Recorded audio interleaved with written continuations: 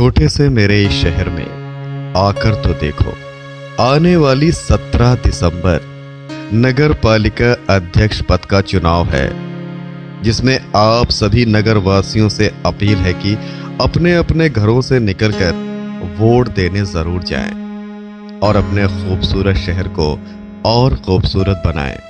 चुने एक ऐसा नगर पालिका अध्यक्ष जो शहर वासियों की पसंद का हो, जो हम सब नगर वासियों का सम्मान करे, इस शहर का और विकास करे, जिससे जाकर मिलने पर हम अपनी समस्याओं को बेझिझक कह सके।